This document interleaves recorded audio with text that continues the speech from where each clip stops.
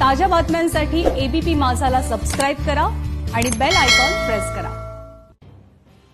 इकडे शिर्डीत पहिल्याच दिवशी दर्शनासाठी साई भक्तांनी मोठी गर्दी केलेली आहे। पहिल्या दिवशी 8000 भक्तांनी साईंचं दर्शन घेतलंय। पहिल्याच दिवशी देणगी काउंटरवर 2.5 लाखांचं दान साईंच्या चरणी अर्पण करण्यात आलेलं आहे। शिर्डीच्या साई मंदिरातून आढावा घेतलाय आमचे प्रतिनिधी नितीन ओझा यांनी।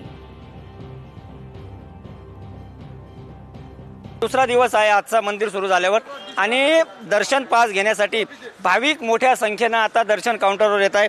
एकीकडे काल ऑनलाईन सुविधेमध्ये तांत्रिक अडचणी आल्यानं ऑनलाईन सुविधा बंद होती, त्यामुळे काल दिवसभरात दर्शन घेतलेल्या भाविकांना ID कार्ड पाहून दर्शन देण्यात आलं। मात्र आता जे भक्त शिर्डीत येत आहेत ऑनलाईन पास न घेता त्यांच्यासाठी साई संस्थानं ठिकठिकाणी पास काउंटर उभे केलेले आहेत। त्या ठिकाणी त्यांना पास दिले जात आहेत। त्या पासच्या माध्यमातून त्यांना दर्शन मिळतंय।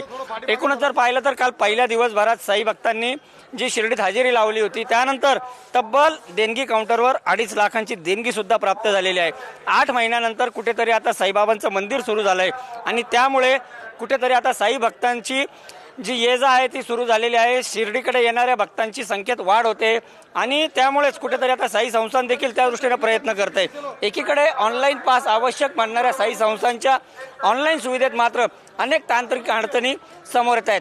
त्यामुळेच कुठेतरी साई संस्थांनं ऑफलाईन पास देण्याचा निर्णय घेतलेला आहे आणि मोठ्या प्रमाणात आता 5 काउंटर उभारून त्या ठिकाणी दूरवरून आलेल्या भक्तांची गैरसोय होऊ नये यासाठी ऑफलाईन पास दिले जात आहेत।